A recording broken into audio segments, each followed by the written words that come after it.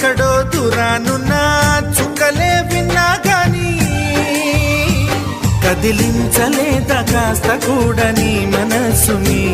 పరదాలు దాటి ఒక్కసారి పలకరించవేమి అందరినీ ఇలా వెంటపడి అడగాల సరదాగా నువ్వే ఎదురైతే సరిపోదా నిద్రపోతున్న రాత్రి నడిగా